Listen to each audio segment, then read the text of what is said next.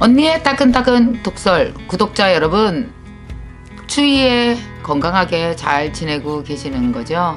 또 감기 들지 마세요. 감기 들지 마시고, 여기 추위라고만 할 수는 없겠다. 전 세계에서 지금 이 김미경 TV를 구독하고 들으시기 때문에 어딘가는 되게 따뜻한 나라도 있을 거고, 지금 봄처럼 이렇게 살랑살랑하는 날씨도 있을 테고, 전 세계에서 들으니까 날씨도 하나로 얘기할 수가 없네요. 어느 곳에 계시건 정말 건강하게 잘 먹고 잘 건강하게 지내셨으면 좋겠습니다. 살아갈수록 우리가 인간관계에 대한 고민이 가장 크잖아요. 여러분은 어떤 성품이세요? 사람이 성품에 따라서 인간관계를 꾸려가는 그 방식이 굉장히 달라요. 많은 사람들이 인간관계를 사실 대화로 풀려고 얘기를 많이 합니다.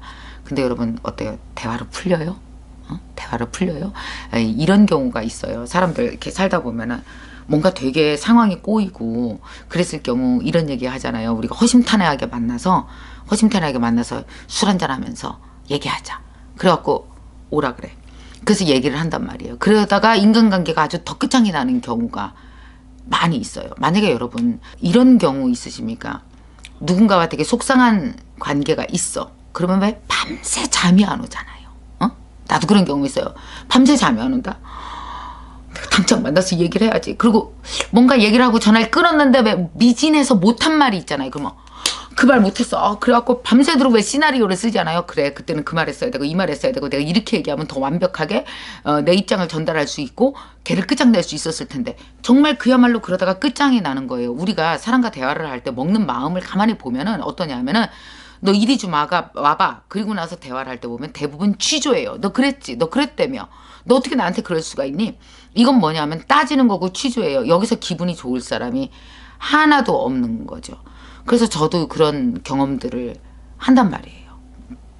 그럴 때 이런 생각을 해봤어요. 어느 날 우연히 들은 생각이에요. 내 마음속에. 꼭 오늘 말을 해야 될까? 내가 그 사람한테 말하고 싶은 이 시나리오를 오늘 내보내지 말고 이틀만 묵혀보자. 내 마음속에서 이 시나리오가 어떻게 진행되고, 삭제될 건 어떻게 삭제되고, 떠오를 건 어떻게 떠오르고, 할 말은 어떤 게 되고, 안 할 말은 뭐가 되는지. 원래 처음에 화가 날 때는요, 다 해야 될 말이에요. 하면은 다 좋은 말이고, 하면은 내가 경우에 맞아, 이거 다. 걔가 경우에 틀려, 내가 다 맞는 말이야. 그러니까 어때요? 사람의 마음이 당장 하고 싶어 죽겠는 거예요. 대부분 이래서 다 사고가 납니다. 걔 만나서 아주 내가 결판을 내야 돼, 이러다가 완전히 인간관계가 결단 나는 경우가 너무 많지 않아요? 그리고 나서 결단 나고 난 다음에 그걸 수습하려고 하면은요, 그 대화 한 번으로 안 돼요. 10번 이상의 엄청난 사과와 노력과, 그리고 그 사람과 대화를 결판 내지 못해서 속상한 것보다 결단 나서 속상한 그 마음, 그 후에 마음 아픔, 나에 대한 자책, 이런 게 더 오래 간단 말이죠. 그래서 제가 한번 쓰는 방법이 있었어요. 저도 그런 경험을, 가슴 아픈 결단을 내본 적이 있기 때문에 나이가 들수록 그러면 안 되겠다. 그러면 결단 내고 싶은 이 시나리오를 내 가슴 속에, 내 몸에 저장을 한번 해놓고 시간을 지내보자. 한 이틀 지내보자. 이틀 지내고 나서도 할 말이 있으면 그때 하자. 그거였어요. 얼마 전에 우리 딸을 되게 야단을 치고 싶은 거예요. 내가 너무 못됐어. 이건 분명히 바로잡고 야단을 쳐야 돼. 마음속에 딸을 야단쳐야 될 시나리오가 1, 2, 3. 내가 생각해도 나는 되게 합리적이고 네가 문제야.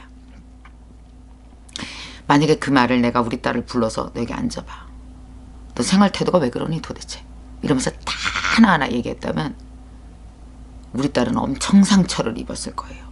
어떤 상처요? 여러분, 내가 옳다고 생각하는 것에, 내가 맞다고 생각하는 그 논리에 사람들이 얼마나 상처를 입는지 아세요? 인간관계는 맞는 논리로 풀어가는 게 아닌 것 같아요. 왜냐? 아무리 맞는 논리라 할지라도, 아무리 엄마가 생각한 게 맞는 것이라 할지라도, 이게 딸의 몸에 들어가면 어떤 일이 발생돼요? 엄마는 내 상황이 안 돼서 나를 몰라. 엄마가 이런 거 경험해봤어? 그때 내가 얼마나 감기도 들고 아팠었는지 알아? 그때 엄마 내가 친구랑 싸우고 얼마나 힘든 상태에 있었는지 알아? 걔 나름대로의 경우가 있는데 그거는 여기에 포함되지 않잖아요. 그러니까 나의 옳고 맞고 당장 지금 해야 되는 내 논리가 엄청 상처를 준다고요. 그거 회복하려 봐야 딸이랑 밥 10번 먹어야 되고 용돈 꽤나 가야 돼요. 그리고 결국은 또 흥분한 거에 대해서는 다 미안하다고 얘기해야 되는 대형 사고가 발생이 돼요. 자식이랑 살면서 그런 경우 많이 하죠. 특히 아이들한테. 그래서 제가 참았어요. 이틀간 있어보자. 이게 어떻게 되나. 그러니까 이틀 동안 되게 몸이 신기해요. 여러분 몸이 되게 똑똑하다 얘가. 얘를 믿어보세요. 몸을.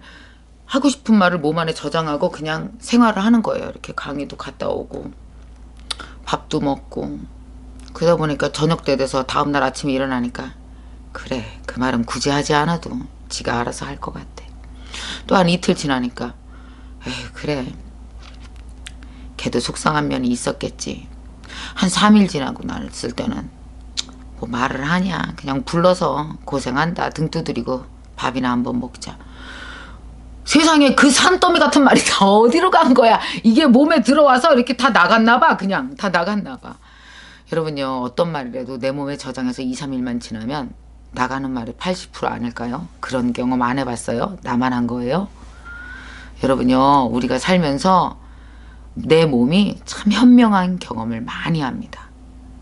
그래서 그 현명한 경험을 할 때마다 흘려보내지 마시고 오히려 그런 현명한 논리는 잡고 있으세요. 똑똑하고 칼 같은 논리는 좀 보내시고 현명하고 부드러운 논리는 잡고 있으세요. 그런 경험은 앞으로 이 경험으로 내가 우리 직원들한테 당장 얘기할 게 있어도 이틀만 잡고 있어보자. 그럼 몸이 알아서 내보낼 거 내보내고 걸를 말 걸르면 그건 남한테 상처되는 말이 아니에요. 여러분 대부분 당장 휘두르는 칼은 남한테 상처가 되고요. 이걸 가슴에 좀 이렇게 갖고 있다 보면 이게 물러지고 부드러워져서 상처가 안 되고 남들에게 어때요? 대화만 하게 됩니다. 실제로 상처가 될래 같은 대화라도 대화가 돼 진짜 대화다운 대화가 될래는 저는 시간인 것 같아요. 딱 이틀만 여러분 마음속에 시나리오를 갖고 있어 보세요. 그럼 그 시나리오가 알아서 자동으로 진화되어져서 가장 품격 있는 시나리오로 변화되었을 때 그때 대화해보세요. 이틀만 저장해보세요.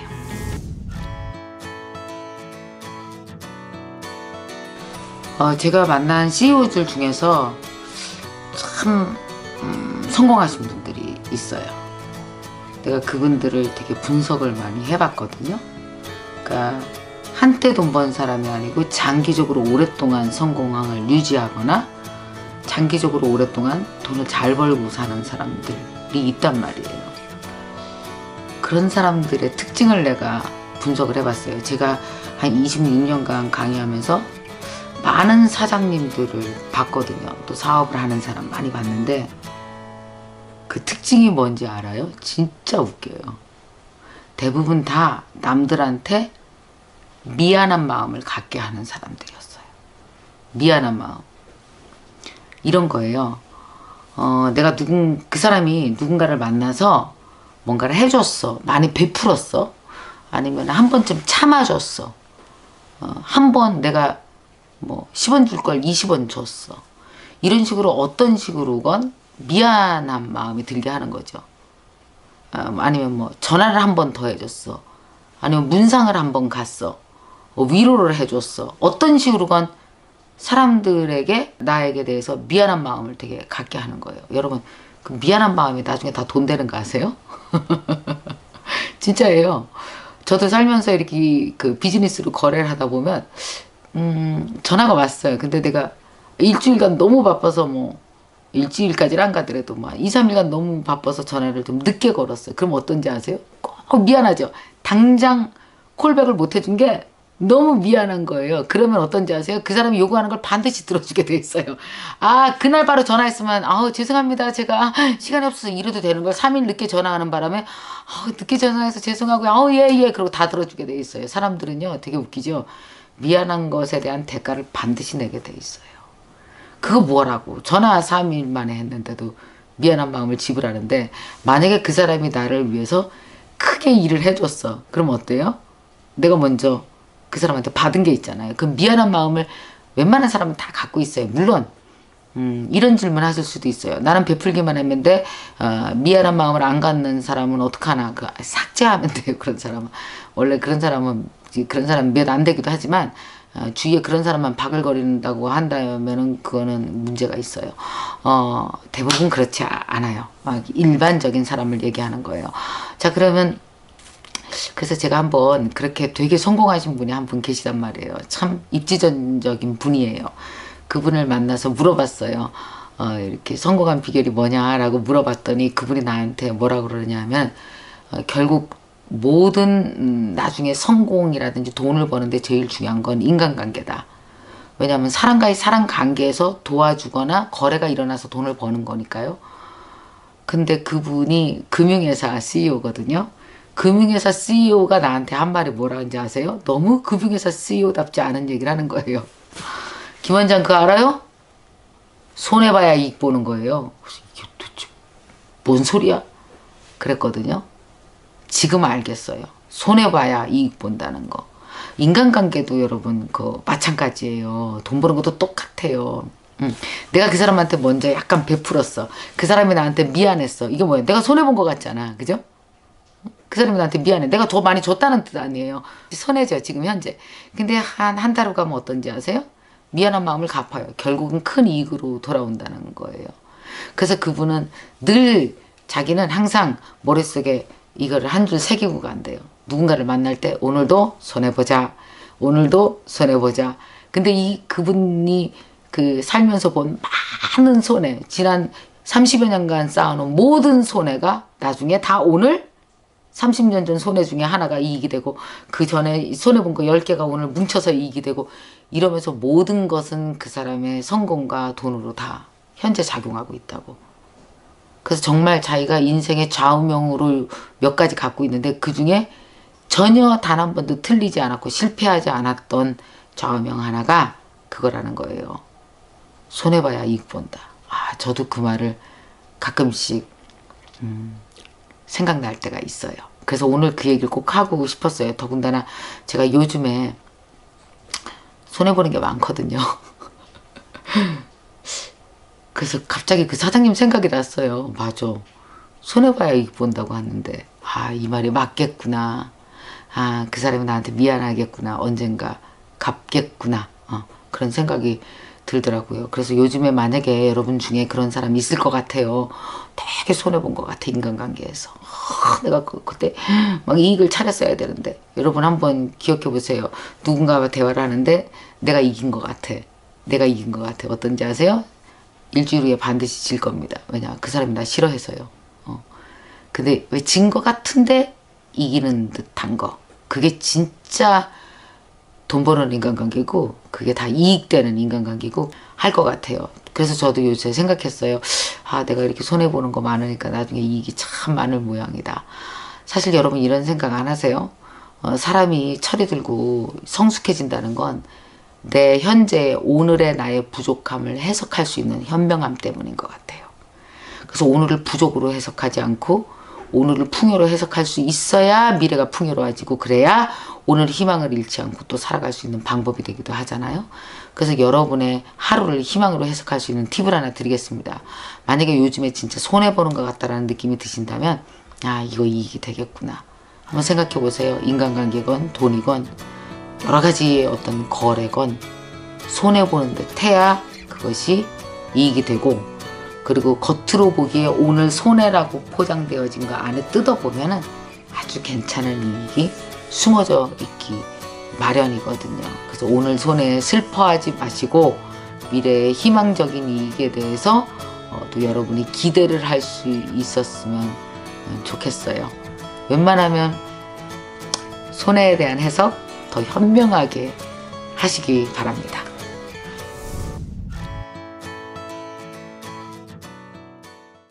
안녕하세요. 여기는 지금 현재 시드니입니다. 아이고 세상에 지금 밤 몇 시냐면요. 몇 시 됐어요? 12시가 지금 넘었어요. 제가 지금 시드니에서 첫 번째 강의를 하고 왔거든요. 진짜 오기를 잘했다 막 이런 생각이 들었어요. 또 오자마자 제가 김미경 TV 들어와서 봤어요. 그랬더니 많은 분들이 댓글을 올려주셨는데 그 중에 한 분 댓글을 올려주신 분 중에서 이런 질문을 했어요. 사람들한테 너무 순하게 보이고 잘해주려고 하고 그러다 보면은 정말 나를 만만히 보는 사람이 있다. 그래서 뭔가 대화를 할 때 품위를 지키면서 나를 만만히 보지 못하게 하는 거. 멋진 단어예요. 진짜 세상에 들어보고 나니까 이분 질문이 너무 좋아서 내가 나도 한번 이거에 대해서 정말 심각하게 한번 생각해 볼까 이런 생각이 제가 들었거든요. 우리 흔히 그런 얘기 하잖아요. 아우 쟤 진짜 만만해 보여. 혹은 쟤는 쟤 만만해 보이지 않아. 이런 얘기를 하는데 정말 우리가 품격을 지키고 품위를 지키면서도 만만해 보이지 않는 방법은 과연 없을까 생각을 해봤어요. 저도 한번 생각을 해봤더니 이런 생각이 들었어요. 과연 사람들은 김미경을 만만히 보나? 아니면 만만해 보지 않을까? 일단 만만히 안 볼 것 같아. 이 목소리 톤 때문에. 농담이고요. 실제로는 제가 많은 사람들을 정말 만나잖아요. 각계 각 분야에 있는 분들을 만나요. 근데 첫 번째 이런 사람 얘기를 해드릴게요. 제가 아는 한 분은 꽤 성공하셨어요. 꽤. 그런데 품위도 없고 어떻게 얘기해야 되지? 만만해요. 나름 사람들이 그를 만만하게 봐요. 근데 저 정도 돈 있고 저 정도 성공했으면은 그렇게 안 봐야 되는데 왜 그렇게 볼까를 제가 나름대로 생각을 그동안 해본 적이 있단 말이에요. 왜 만만해 보이는지 아세요? 왜냐하면 첫째, 굉장히 남 앞에서 잘나 보이고 싶어요. 두 번째는 튀고 싶어요. 세 번째는 남들 앞에서 자기가 무시당하지 않으려고 무지 애를 써요. 그렇기 때문에 사람들은 어떠냐 하면은 그 사람을 만나서 한 두 번, 세 번만 만나면 그 사람을 좌지우지할 수 있는 방법을 금방 알아내요. 그러니까 내가 이걸 딱 걸면 그 사람이 이걸로 딱 걸려 넘어올 거라는 걸 알아요. 그러니까 예를 들면 뭐 기사 하나 내드릴까요? 그럼 그 사람은 그래 어디서 만나요? 혹시 뭐 이렇게 이름 알리는데 좀 이름 좀 올려드릴까요? 그러면 막 혹해요. 그러니까 이런 거예요. 사람들은 그 사람을 만났을 때 무엇을 내가 갖다가 미끼를 던지면 그 사람이 물 것이다 라는 걸 아는 순간 사람들은 그 사람을 굉장히 만만하게 볼 수밖에 없어요. 만만하게 볼 수밖에 없죠. 왜냐하면 내가 딱 걸면 이 사람이 금방 무엇인가 문다는 걸 안다니까. 그러면은 절대 만만히 볼 수 없는 사람을 만나보신 적 있으세요? 저는 만나본 적이 있어요. 아니 많아요. 그런 분들 꽤 많아요. 어떤 분들이냐면 일단 그런 분들은 어떤 미끼를 던진다 할지라도 쉽게 물지 않아요. 그러니까 예를 들면 별로 이분이 어떠냐면은 예를 들어서 뭐 학력 같은 데에 대해서 약간 그 나름대로 갈증을 느끼고 있는 사람이긴 해. 그러나 뭐 대학을 안 나왔어요. 안 나왔는데 만약에 고등학교를 나왔다고 칩시다. 근데 이 사람이 고등학교만 나온 거에 대해서 전혀 어떤 결핍을 못 느끼고 있어요.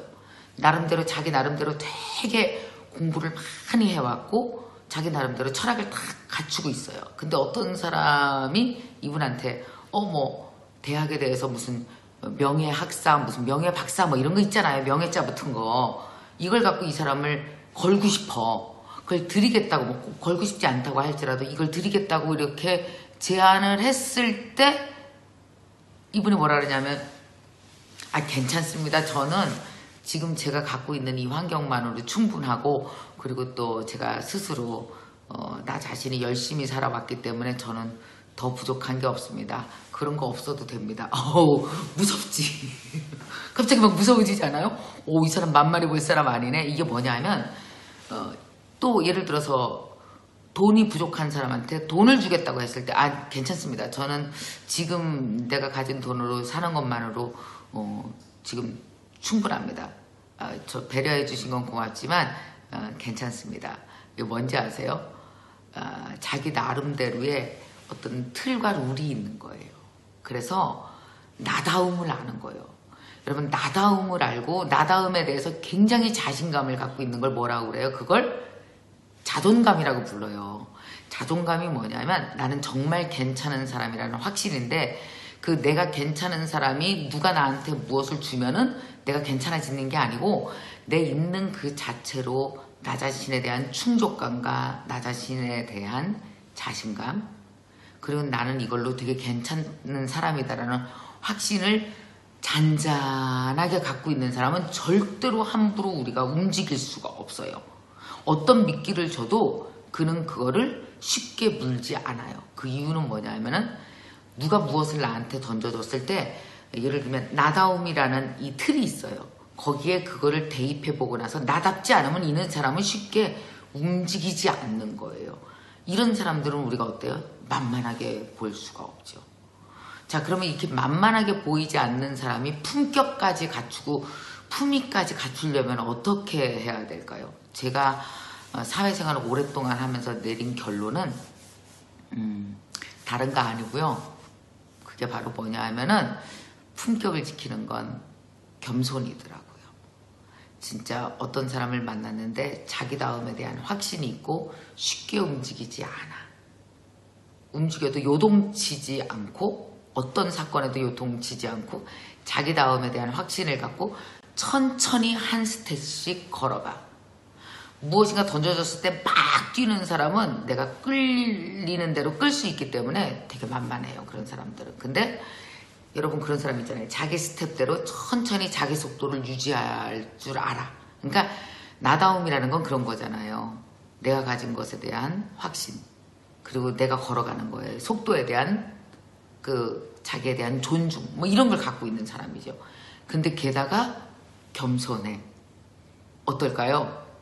전 진짜 그런 사람들은 품격을 지키면서도 만만하지 않은 거죠. 우리가 사회생활을 하다가 보면 이런 사람을 만나게 되잖아요. 그러면은 이런 사람이 굉장히 뭐랄까 산처럼 커 보이는 사람의 종류는 대부분 다 이런 겸손함과 자기다움을 잘 지키고 살면서 함부로 어떤 것에건 자기다움을 팔아넘기지 않고 자기다운 걸 끝까지 존중해 나가면서 사는 사람이더라고요. 그래서 저는 사실은 그런 사람을 만날 때마다 나를 비춰가면서 저 자신을 많이 반성을 해봤어요. 그래서 사실 저도 이런 게 있어요.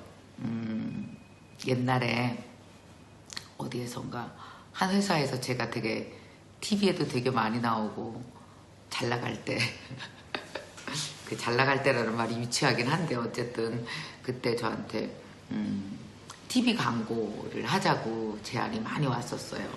우리 직원이 나한테 얘기했어요.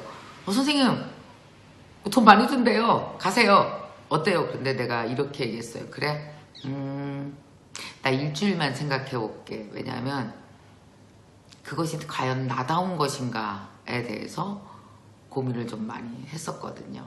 근데 어떤 생각이 들었냐 하면은 내가 이렇게 강의에서 사람들에게 많이 알려졌다는 이유만으로 내가 만약에 어떤 그 광고를 막 하고 이런다면 어떤 생각을 할까? 사람들은 이게 과연 나다운 것일까에 대해서 한 일주일간 고민을 했고 저는 안 하겠다라고 얘기를 했었거든요. 벌써 한 5년 전 얘기네요.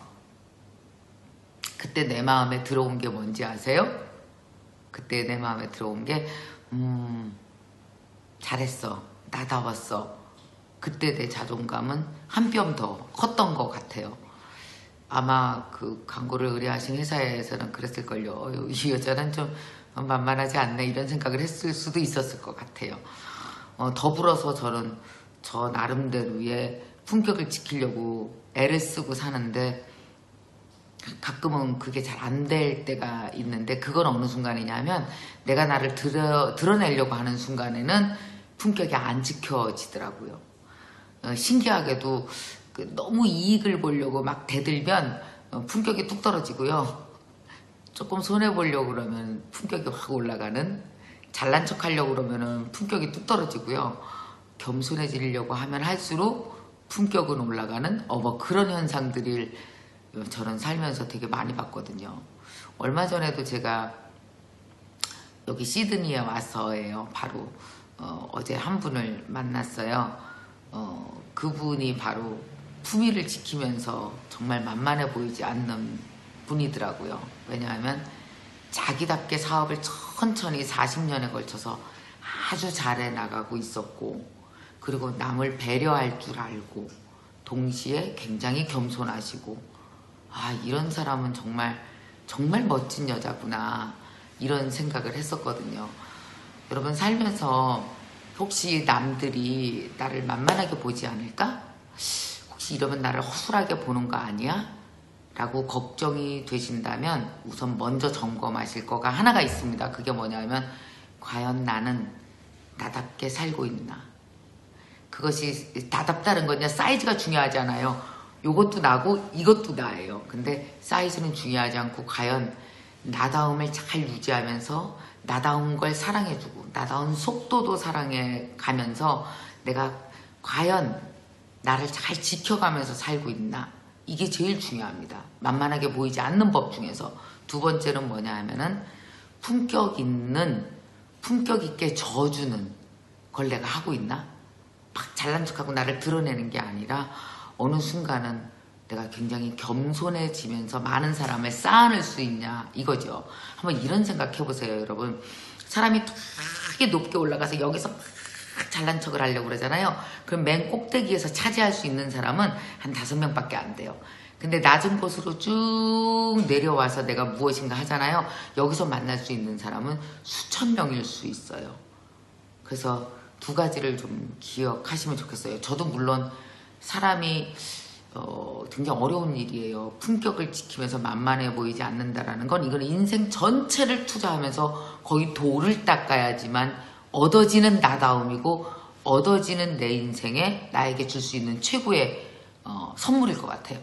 내가 나에게 스스로 평가를 내려서 줄 수 있는, 내 인생의 마지막으로 내릴 수 있는 최고의 평가라면 나는 그것은 사실은 품위를 지키면서도 그러나 만만해 보이지 않는 사람으로 사는 거라는 생각이 들거든요. 제가 내린 지금까지의 결론은 그렇습니다.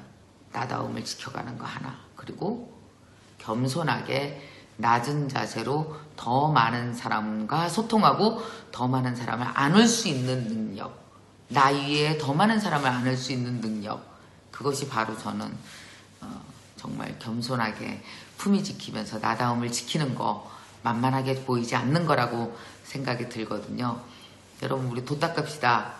살아가는 거, 특히 인간관계는요, 스스로 다른 사람과 부딪혀 가면서 도를 닦아가면서 나의 품격을 높여가고, 또 다른 사람들이 나와 함께 섞였을 때 무지 행복을 느낄 수 있도록 만들어주는 거, 그거라고 생각하거든요. 여러분, 만만한 사람 아니세요, 여러분. 뭐 한다면 나다움을 잘 만들고 지켜간다면, 또 품격 있는 사람 되실 거예요. 어떻게 한다면 조금 더 겸손해지는 훈련을 우리가 할 수 있다면. 어려운 일인가 합니다. 그러나 돌을 닦으면 닦을수록 우리는 살면 살수록, 나이가 들면 들수록 더 괜찮은 사람 분명히 될 것 같아요.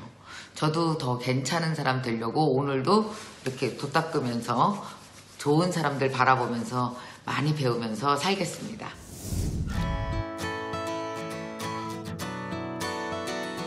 제가 요즘에 댓글 읽는 재미에 푹 빠져 있다 그랬잖아요. 그래서 댓글을 읽다가 보면 정말 어떤 댓글은 이렇게 긴 댓글이 있어요. 특히 여자들이 인간관계에 대한 고민들이 꽤 많은 것 같아요.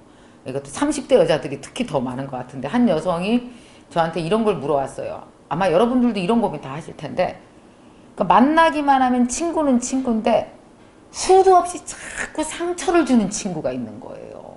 왜 여러분 그런 친구 없으세요? 분명히 있을 거예요. 아마 여기도 다 있을 거예요. 왜? 친구야, 좀 오래됐어, 만나긴 하는데, 근데 만나기만 하면 얄미운 말만 골라서 하는 친구가 있어요. 물론 뭐 10번이면 10번 다 그러면 어떻게 안 보고 잘라내면 그만일 텐데, 그건 아니야. 또 응?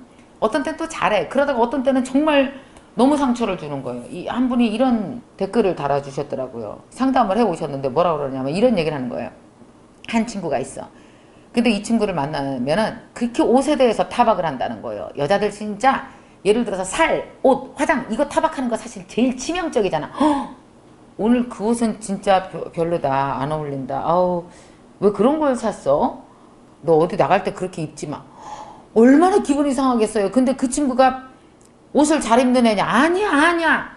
친구들 사이에서 영 촌스럽고 옷 못 입는 애로 이렇게 알려진 애가 그런 얘기를 하는 거예요. 근데 신기하지. 꼭 옷에 대해서 조언하는 애들은 주로 그런 애가 또 조언을 해요. 지 옷 이상한 애가.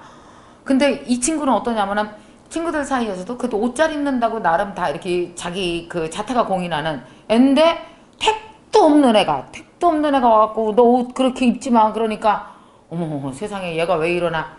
그래서 이런 인간관계는 도대체 내가 참고 만나야 돼요? 아니면은 싹 정리를 해버리는 게 좋아요? 이런 걸 물어보셨는데 여러분 이런 생각을 한번 해보세요. 인간관계라고 하는 것은요. 그렇게 깔끔하면 큰일 나요. 깔끔하면 아무도 남지 않아요. 그러니까 모든 사람들이 다 장점과 단점을 다 갖고 있어요. 저도 이제 이런 경험이 있거든요. 학교를 다닐 때였어요. 옛날에 고등학교 다닐 때인데 정말 그런 애가 하나가 있어요. 뭐 그렇게 상처를 줘. 뭐 말만 입만 열면 나는 걔가 너무 힘들었어요. 왜냐하면 한 10분만 같이 있어도 꼭 험담을 하고 뭐 이렇게 지적질을 하고 그래서 나를 너무 불편하게 하는 사람이었어요. 근데 너무 신기한 게 걔랑 둘이 다니는 친구가 있어요. 고등학교 때 너무 잘 다녀 2년간. 그리고 나는 걔가 도사인 줄 알았어요. 야, 너는 걔를 어떻게 감당하니? 너 안 힘드니? 나는 너무 힘들어서 걔한테 물어봤어요. 그랬더니 얘가 뭐라 했는지 아세요? 얘 다른 거는 나랑 되게 잘 맞아. 신기하게도 여러분 인간관계 중에서 나랑 되게 안 맞는 사람이 있냐면 이 두 친구는 어떤 거냐면 이 친구가 이렇게 얘기를 했거든요. 9개는 다 잘 맞고 나머지 하나만 그렇게 문제가 생긴다는 거예요. 그래서 이 하나 때문에 걔를 버릴 수는 없는 거지.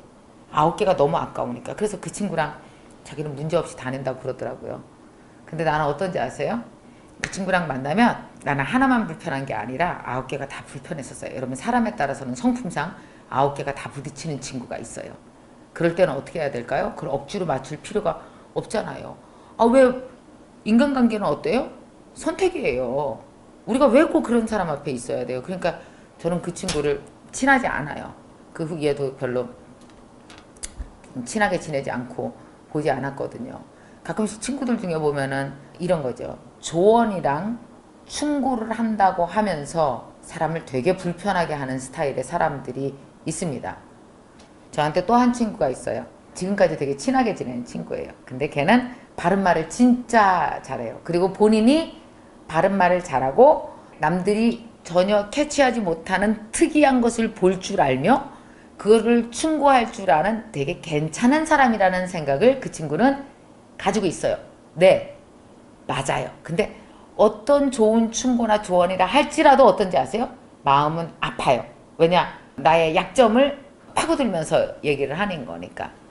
근데 그 친구가 나한테 얼마 전에도 어떤 조언을 하나를 해줬었거든요. 근데 뭐 이렇게 되게 고맙다는 생각은 안 들더라고요. 그냥 별로 고맙진 않고 그냥 이렇게 다 하는 얘기를 하고 지랄해 뭐 이런 생각이 좀 들더라고요. 자기 딴에는 되게 좋은 충고를 나한테 해줬다고 생각을 하는 거예요. 3분 하면 좋을 걸 얘가 부연 설명까지 해가면서 사례를 들어가면서 10분을 넘기려고 하는 순간 너 물 마실래? 그리고 중간에 끊고 일어나고 그랬더니 저기 눈치 빠른 애들은 알잖아요. 지가 이제 눈치를 차렸어. 그러니까 얘기를 이제 흐지부지하게 하면서 저한테 이런 얘기를 하더라고요. 있잖아. 친구 중에서 이런 얘기 해줄 수 있는 사람 나밖에 없어. 야, 너 지금 김미경 너한테 무서워서 누가 너한테 충고 같은 거 하겠냐? 나니까 하는 거지. 그 얘기를 듣는 순간 이런 생각을 했어요. 얘는 내가 어떻게 얘기를 해서 조언하지 말고 충고하지 말고 그거 해봤자 별 소용없다.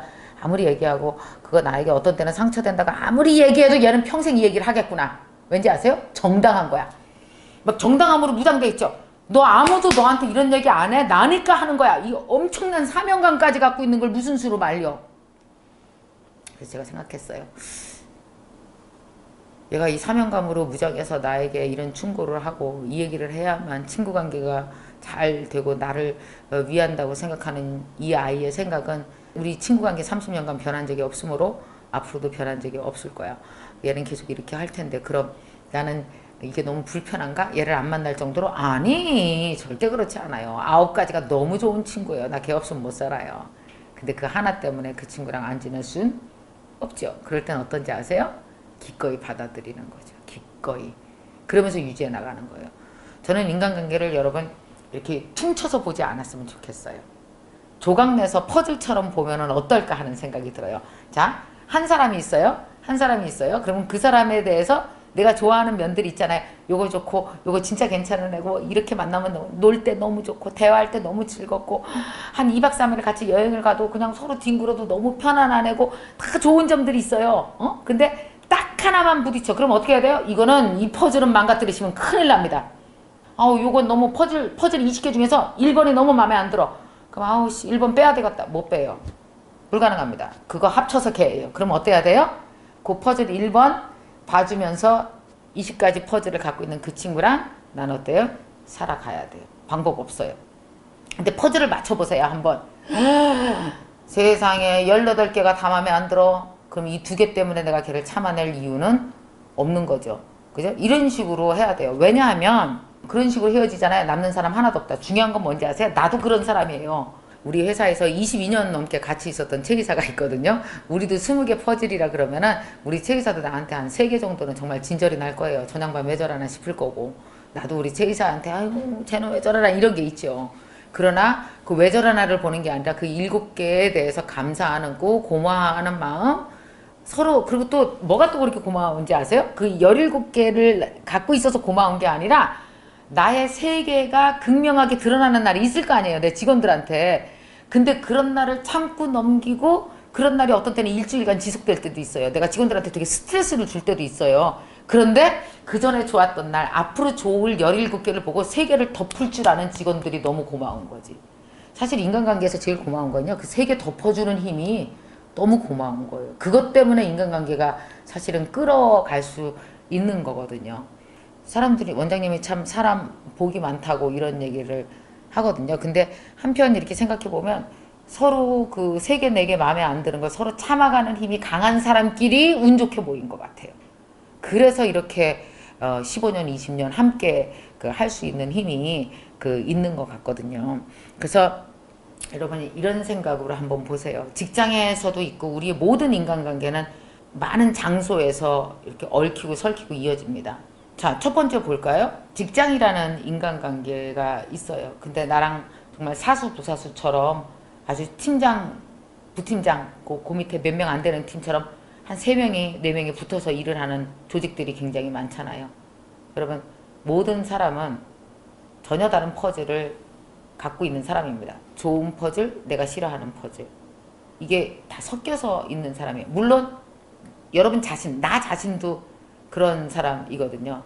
그래서 너무 그 사람과 도대체 인간관계를 계속 해야 되냐 말아야 되냐 헤어져야 되냐 말아야 되냐 내가 이 직장을 더러워 직장을 그만둬야 되냐 말아야 될 때냐 할 때는 그냥 어느 날 그 사람의 가장 못된 점 4개에 매몰돼서 이 4개가 그 사람의 다라는 착각하에 나머지를 버리는 실수는 하지 마시고요. 아주 이성적으로 따지세요. 차갑게 머리 차갑게 하고 딱 따져보세요. 그랬더니 반 정도는 좀 내가 싫었는데 반 정도는 내가 진짜 좋아하는 면이 있어라고 여러분 생각이 되신다면 그거는 덮을 수 있어야 돼요. 만약에 우리가 덮는다면 그 사람은 우리에게 되게 고맙다라는 마음을 갖게 될 거고 그 고마움 때문에 퍼즐의 색깔이 조금씩 변화해 나갈 수도 있습니다. 집안에서도 마찬가지잖아요. 집안에서는 어떻게 돼요? 정말 자식이라고 다 내 마음에 드는지 아세요? 엄청 마음에 안 드는 자식 많아요. 양말을 왜 거기다 벗어놓는지 쟤는 도대체 누굴 닮아서 저러는 건지 서로 다른 퍼즐끼리 딱 둘이서 만난 거잖아요. 엄마랑 이제 아들도 둘이 만나면 자식들 관계에서 다 이렇단 말이에요. 바꿀 수 있어요? 내가 좋아하는 퍼즐로 이리 와봐! 엄마가 갈아 껴야겠다. 내 거 되게 좋은 거 같은 거 다 가져가. 이게 불가능해요. 걔도 평생 안 변하고 나도 안 변하는 전혀 다른 성품을 가진 사람들이 집안에서도 만나잖아요. 근데 어때요? 나에게 안 좋은 면도 있지만 정말 내가 갖지 못한 좋은 병도 애들이 갖고 있죠. 그럼 어떻습니까? 고맙잖아요. 애들도 어떤지 아세요? 부모 자식 관계가 유지되려면요 자식이 많이 참아야 돼요. 우리 엄마 이상한 거 걔가 다 덮는 능력이 없으면 애가 엄마 이상한 거 하나씩 한번 까기 시작해볼까? 불가능해요. 부모 자식 관계 유지 안 돼요. 근데 신기하게도 애들도 착하죠? 우리 엄마 이상한 거 다 덮었어요. 걔도. 엄마도 애 이상한 거 덮을 줄 알아야 돼요. 그래야 훨씬 더 인간관계가 잘 유지될 거 아니에요? 이 세상에 인간관계가 아닌 거는 아무것도 없는 것 같아요. 그래서 오늘 이 질문하신 분께 이제 답을 찾으셨습니까? 어떻게 해야 돼요? 그날 댓글 흥분해서 올리신 것 같아요. 흥분할 만해. 옷을 이상하게 입는 애가 옷을 평소에 잘 입는다고 생각한 나한테 너 그 옷 입지 마 했으니 얼마나 분하고 억울하고 뭐 이런 게 다 있나. 오랜만에 만나서 이쁘게 입고 나갔더니 그런 소리를 들었으니 얼마나 화가 나셨겠어요. 자, 이제 머리를 식혀. 집에 와서 머리 식혀. 잘 생각해봐. 내가 이 친구를 10년간 만났어. 그럼 얘라는 퍼즐을 한번 20개를 맞춰보자. 도대체 얘는 그러면 이 옷 그렇게 입지 말라고 이렇게 톡톡 나서서 잘난 척하고 이렇게 조언한답시고 똑똑한 척하는 거는 얘 몇 퍼센트에 해당할까? 퍼즐 중에 몇 개일까? 19개야. 이게 매일 상처받아? 만날 때마다? 그러면 꼭 만날 필요가 있겠습니까? 응? 그건 아닌 거죠. 근데 그게 한 5개 정도야. 그러면 나머지 15개 때문에 여태까지 만나온 거 아니겠어요? 그죠? 그럴 때는 마음 식히고 5개 덮고 한번 계속 그 친구와 만나고 살아가는 거죠. 그러나 한 번은 이럴 필요는 있겠죠. 어떤가 반응이나 한번 보자고 우리가. 야 있잖아. 네가 이렇게 나한테 충고나 조언이나 전에 이렇게 뭐 그런 옷 입지 말라고 얘기했잖아. 근데 사실은 내가 볼 땐 네 옷이 더 이상해. 근데 나는 너 옷 이상하게 입은 거 내 맘에 안 들고 내 스타일 아닐 때 난 너한테 얘기한 적 없다? 왜냐면 네가 얼마나 자랑스럽게 너 나름대로 네 스타일이라고 입었겠니. 근데 그런 얘기하면 사실 아무리 친구라도 좀 속상하고 기분이 언짢고 그럴 수 있잖아. 서로 각자의 스타일대로 그것도 멋있다. 이것도 이런 쪽에서 보면 멋있는데 라고 얘기해 주면은 더 좋지 않겠니? 라고 좋게 한번 말해봐. 알아듣나? 어? 그게 중요해. 알아듣나? 알아듣는 사람이 있을 것이고 못 알아듣는 사람이 있을 겁니다. 끝까지 이렇게 말하는 친구가 있을까? 아니, 야 나니까 말하지 너한테. 너 누가 이런 얘기 해주겠냐? 친구니까 말하지. 이렇게 끝까지 못 알아듣는 친구도 있을 수도 있어요. 그러면은 내가 몇 번 이 친구를 3번 만날 10번 만나면 몇 번 상처를 받는지를 횟수를 헤아려 보세요. 그게 만약에 60% 이상이다? 그러면은 또다시 한번 생각해 볼 게 있어요.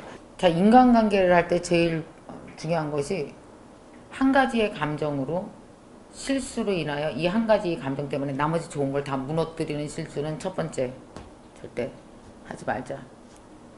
두 번째, 남들도 나의 좋지 않은 3가지를 그도 참고 있을 수도 있다 라는 견지에서 생각을 한번 해보셔야 되고, 그러나 중요한 거 끝까지 참을 건 아닙니다. 끝까지 참을 건. 그래서 만약에 친구관계다 뭐 이러면 어떻게 끝까지 참겠어요. 도저히 아닌 것 같다 그러면은 마지막에 판단 기준은 뭘까요? 나를 사랑하는 것이 판단 기준이에요. 내가 나를 몹시 사랑하는데, 나를 사랑하는데 이게 사랑하는 나에게 너무 큰 해가 된다고 생각하신다면 이거는 정리해야죠. 또 하나 마지막 희망적인 거 얘기해 줄까요? 나랑 되게 친한 친구가 너무 나를 가슴 아프게 해서 내가 그 친구와 헤어졌다는 건 굉장히 좋은 친구가, 나의 친구가 될 어떤 사람이 문 밖에서 기다리고 있다는 뜻입니다. 하늘이 무너지지 외롭지 않으실 거예요. 그러나 중요한 건 그 전에 할 수 있는 최선을 다하는 건 너무 중요하겠죠. 제가 말씀드린 20가지 퍼즐을 가지고 한번 분석하고 따져보고, 그리고 현명하게 이성적으로 판단하는 그런 시간을 한번 가져보시면 지금 이렇게 속상한 것들이 조금 이성적으로 잘 정리가 되어져서 친구와의 관계를 잘 해나갈 수 있을 겁니다.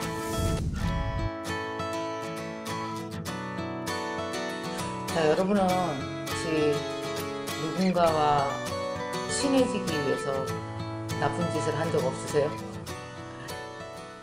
가만히 보면은 그런 사람들이 있어요. 참 안타깝게도.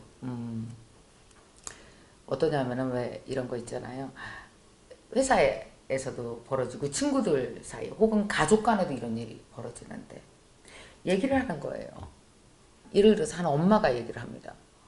있잖아. 아우 나는 네가 너무 좋아. 아유 우리 딸 아니면은 어떻게 살아 내가. 아유 난 참. 아유 그래도 내가 아유 우리 셋째 잘났다고 생각해. 너 아니면 내가 어떻게 살았겠니? 라고 얘기를 하는 거예요. 좋지요. 여러분도 그런 칭찬을 부모한테 들으면 너무 좋지 않겠어요? 근데 가끔 이런 부모가 있어요. 그 얘기 끝에. 근데 있잖아. 큰애는 왜 그러니 도대체? 아니 엄마가 좀 와라 그랬더니 글쎄요. 아우 무슨 전화도 제대로 안 받고 얘가. 아우 걔는 회사에 왜 그러는지 몰라. 그리고 막내 말이야 막내. 뭐냐면은 셋째한테 전화를 해서 첫째, 둘째를 아니면 넷째까지 막내까지 다 조금씩 다 헐뜯는 거예요. 그러고 나서 아우 그래서 아우 나는 하여간 아우 너랑 네가 제일 난 것 같아. 여러분 이게 칭찬일까요? 이것도 하나의 인간관계를 친하게 만드는 하나의 방정식으로 늘 습관처럼 쓰고 있는 사람들이 있어요. 아마 친구들 중에서 꽤나 있었을걸요. 잘하면서. 너랑 나랑 친해지기 위해서 반드시 쟤를 구덩이에 묻는 사람들이 있단 말이에요. 참 신기하죠. 그래서 왜 이렇게 셋이서 얘기 잘하다가 걔가 나 먼저 갈게. 그럼 다음에 봐. 그걸 가잖아요. 그럼 돌아서자마자 그 친구 욕을 하는. 야, 걔 아까 너 얘기할 때 좀 너는 어땠어? 이렇게 시작하는 친구가 있어요. 여러분 저는 이걸 뭐라고 부르느냐 하면 뭐 그렇게 나쁜 짓이라고는 안 부르고요. 워낙 다반사로 이루어지는 일이니까 저는 일상의 악함이라고 불러요. 일상 속에 들어있는 우리 모든 인간들의 못된 점, 악함. 이걸 우리가 반드시 경계해야 된다라는 생각이 들더라고요. 어떤 사람들은 정말 이것이 인간관계를 이끌어가는 아주 오래된 나쁜 습관으로 몸에 완전히 자리 잡은 여자들도 물론 남자들도 포함해서 있어요. 꽤 있더라고요. 아파트 단지 같은 데서 엄마들끼리 3명이 친해. 에? 아니면 뭐 4명이 친해. 그런데 보면은 다음 한 일주일을 이렇게 잘 지내고 뭐 얘기도 잘하고 이러고 나면은 꼭 왜 그 여자들의 특징이죠. 왜 인간관계 피드백을 늘 전화로 하는 사람 있잖아요. 야, 그래 잘 들어갔니? 그러면 그때부터 뭔가 석연찮지 않아요? 잘 들어갔니? 이걸 왜 묻겠어요? 오늘 있었던 거, 일주일간 있었던 인간관계에 대해서 얘기하려고 전화하는 사람들이 꽤 많아요. 너무너무 센서티브한 거예요. 그래갖고 막 지나치게 센서티브해서 아주 사소한 걸 갖고도 다 걸고 넘어지는 사람 있어요. 그러니까 자기 눈에 티끌을 못 보면서 정말 남의 티끌은 귀신같이 찾아내서 그래 아니 전화 안 해도 돼요. 금방 헤어졌잖아. 근데 아니 잘 들어갔나 해서 이거는 뭔가 분위기 이상하잖아요. 잘 들어갔나 해서 전화한 거 아니다. 잘 들어갔나 해서 그래. 아니 내가 아까 너도 느꼈는지 모르겠지만 좀 기분 나쁜 게 있었거든 내가.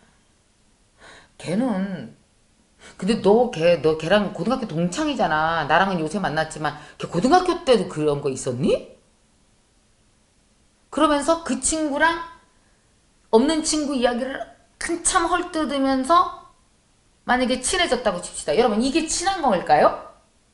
이게 친한 게 아니죠. 그러니까 우리가 더 돈독해지기 위해서 누구 하나를 완벽히 밀어내면 그 친구가 없으면 외로워서 붙나요? 그럼 둘이서? 근데 여러분 이게 뭐냐면 습관입니다. 반복적으로 된단 말이에요. 이런 사람은 사실은 무진장 경계해야 돼요. 만약에 이런 사람이 습관적으로 일상의 악함을 마치 오락처럼 즐기는 사람이 있어요. 이거 마치 이게 친구 관계에 오락처럼 즐겨요. 이런 사람은 어떤지 아세요? 누군가 한 사람을 막 욕을 해갖고 왕따 시키고 막 구덩이에 묻고 막 이런 스타일로 이렇게 누군가를 묻어버리는데 죄책감을 하나도 안 느끼고 그냥 대충 오락처럼 하는 사람이 있어요. 대부분 이런 걸 즐기다 보면은 나중엔 어떻게 되는지 아십니까? 자기 혼자 남아요. 아니면은 늘 삼자대면에 시험대에 오르죠. 너 그랬다며? 야, 그러니까 셋이 얼굴 보고 얘기해. 얼마나 창피해요. 나이 들어서 삼자대면이. 정말 이런 일은 절대 없어야 된다라는 생각이 들거든요. 물론 우리 어렸을 때 지혜롭지 못하고 어리석을 땐 이런 일을 하지만 그래도 나이 한 30 좀 넘고 이래서는 절대 이런 일은 하지 말아야 되잖아요. 여러분 직장에서 이런 사람 하나 있잖아요. 미꾸라지 같이 온갖 인간관계를 다 흐려놓습니다.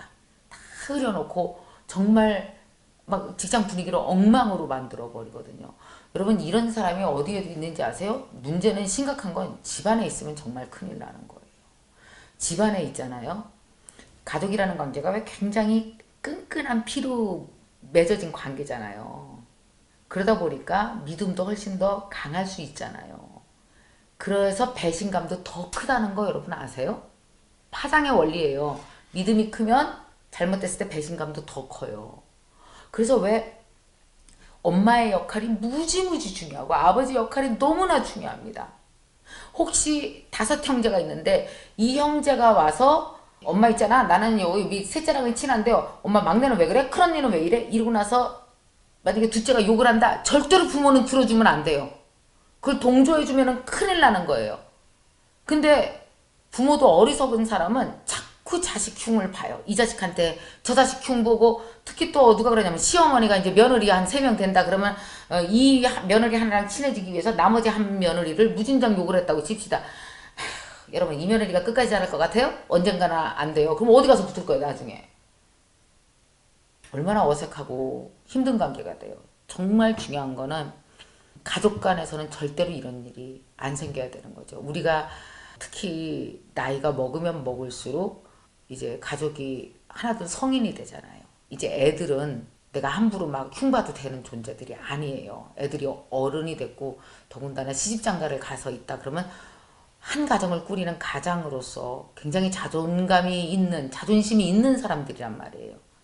그걸 만약에 얘는 그런데 너는 왜 그러냐를 만약에 부모가 이렇게 자식들 편을 갈라놨다 이것처럼 안타깝고 심각한 일은 세상에 없는 거죠. 그래서 여러분 한번 생각해 보세요. 내가 혹시 습관적으로 그 일상의 악함을 부리고 있지 않나. 누군가와 그 굉장히 친해지기 위해서 누군가 한 사람을 떨어뜨리는 이런 대화 방법을 혹시 이런 인간관계 방법을 내가 혹시 쓰고 있는 거는 아닌가 한번 생각해 보시고요. 또 중요한 건 이거예요. 누군가와 대화를 할 때 우리가 남의 험담을 하는 빈도수가 얼마나 되나 한번 봐봐요. 그냥 친구랑 만나서 3시간 정도 얘기했는데 남의 험담이 하나도 안 들어갔다. 그럼 우리가 인격적으로 훌륭한 사람인 거죠. 근데 3시간 이상 친구랑 만나서 얘기하는데 근데 걔 말이야. 그리고 남의 험담이 친구 한 5명을 이렇게 됐다. 그러면은 생각해야 돼. 우리가 인격적으로 내가 문제가 있구나. 내가 혹시 내가 모르는 가운데 내가 인지하지 못하고 있는 가운데 일상의 악함이 내 몸에 들어와 있나? 내가 이런 식의 무의식적으로 이런 식의 인간관계 공식을 혹시 자꾸만 사용하는 거 아닌가? 나 이러다가 우리 자식한테도 이런 거 쓰면 어떡하지 나중에? 그럼 나 너무 외로워지고 애들은 나중에 인격적으로 존경할 만한 부모가 없어지는 건데 나 이 습관을 바로잡아야 되겠다라는 어떤 결심이 필요해요. 그래서 한번 꼭 스캔해 보세요. 누군가를 만나고 난 다음에 내가 대화 도중에 갑자기 근데 걔 있잖아 그러면서 남의 얘기를 내 입에서 하기 시작했다 그러면 내 입에서 나오는 말이 아니 내가 걔를 욕하려고 하는 건 아닌데 뭐 이런 식으로 포장을 하시겠지만 아니 근데 있는 그대로를 얘기하는 거야. 내가 욕하려고 하는 건 뭐 어떤 식으로 포장을 하시겠지요. 그러나 결국은 알고 보면은 결국은 우리가 또 유치하게도 아까 그 일상의 악함이라는 공식을 사용해서 너와 나와 친해지기 위해서 얘를 떨어뜨리거든요. 중요한 건 언제 친해졌는지 아세요? 그날 커피 마시는 3시간만 친해진 거예요. 집에 돌아가 봐요. 다 도루묵이에요. 말짱. 집에 가면 생각해요. 걔는 남의 얘기 너무해. 쥐가 같이 한 건 생각 안 하고 또 다 똑같은 사람들이에요. 그래서 나중에 저도 이렇게 많은 인간관계를 맺어보지만 가장 마음이 안정되고 편안하고 그 사람을 만나면은 되게 흐뭇하고 좋은 인간관계는 가만히 보면은 그렇게 남의 험담을 안 하는 사람이죠. 어떤 사람은 제가 경험한 사람 중에서는 그냥 남의 험담이 어떠냐면은 너무 지나칠 정도로 하는 사람을 봤어요. 근데 그 사람의 특징은 뭔지 아세요? 요런 자를 갖고 다녀요. 현미경 같은 자. 그래서 그걸로 사람한테 들이대더라고요. 그래서 여기에서 조금만 벗어나면 험담의 대상이 되더라고요. 근데 어떤 사람은 자가 눈금이 되게 굵어요. 그래서 이만큼 안에 들어오는 건 다 그냥 넘어가요. 나이 들면 그런 사람이 좋더라고요. 왜냐하면 이 자가 사람을 가리겠어요? 자가 요만하다는 건요, 어떤지 아십니까? 내 자식도 안 가리고 내 사위도 안 가리고 내 친구도 안 가리고 다 요만한 자에다가 사람을 재는 거거든요. 그러면 요만한 자에 걸려들어서 나만 할 사람이 어디 있겠어요? 세상에 나만 할 사람이 다 걸려드는 거지. 결국 이 자는 누구한테 들어갈까요? 부메랑처럼 자기한테 돌아와요. 그래갖고 어떤지 아세요? 나중에는 내가 요만한 자를 갖고 사람을 재고 휘둘렀기 때문에 나한테 남는 사람이 요만큼도 없게 되는 현상이 생기는 거죠. 저는 정말 저도 반성해요. 그래서 저는 그런 걸 많이 제가 원래 또 이런 얘기 할 때 항상 제 경험과 더불어서 다른 사람의 경험을 잘 들여다보고 말씀드리는 거잖아요. 그래서 저는 생각해요. 얘기할 때 직원들이랑 얘기하건 가족들이랑 얘기할 때도 혹시 내 입에서 개말이야 하면서 이게 나쁜 쪽으로 내가 얘기를 하고 있진 않나를 자꾸 나를 들여다보는 거예요. 대화하는 도중에 나를 또 한 번 들여다보는 거예요. 그래서 그런 것 같으면 내 입을 막고, 근데 중요한 건 입을 막았을 때 훨씬 행복해져요. 입을 막았을 때 그 사람과의 관계도 훨씬 더 좋아져요. 이게 롱텀의 신뢰관계가 되는 거죠. 누구를 험담을 함으로써 둘이 친해지는 신뢰관계는요 되게 쇼텀이에요. 그거는 그날 그 장소에서만이에요. 집으로 돌아가면 없어지는 신뢰거든요. 이까지 신뢰를 우리가 어디 갖다 쓰겠어요. 정말 이제 나이가 들어간다라는 건 저는 그런 것 같아요. 누군가의 인간관계를 찢어발리는 게 나이 든 사람이 할 일이 아니고 누군가의 잘못된 인간관계를 붙여주는 게 해야 될 일이죠. 그렇기 때문에 좀 더 눈금 큰 자를 갖고 사람을 봅시다. 우리 나이 들수록. 그리고 또 하나 중요한 거, 절대로 누군가 친해지기 위해서 하는 그런 이상한 유치한 공식 이거 쓰지 맙시다. 그리고 나를 들여다보면서 내 입에서 나오는 말을 내 스스로 들여다보면서 혹시 내가 그런 말을 잘못하고 있다라고 생각이 드신다면 여러분 어떻게 해요? 즉시 입을 막아야 돼요. 근데 그렇게 하다 보면은 나중에 훨씬 더 사람이 꼬이고요. 더 좋은 사람이 되고요. 자식들에게도 친구들에게도 훨씬 더 믿을 만한 사람, 신뢰 있는 사람, 그 사람만 생각하면 참 흐뭇한 사람, 이런 사람이 되어지는 게 우리가 나이 들수록 해야 되는 중요한 목표점이 아닐까. 그래서 우리의 대화 습관 중 잘못된 거 하나, 잘못된 공식이 있다면 반드시 좀 요번에 다시 한번 들여다보고 고쳐봤으면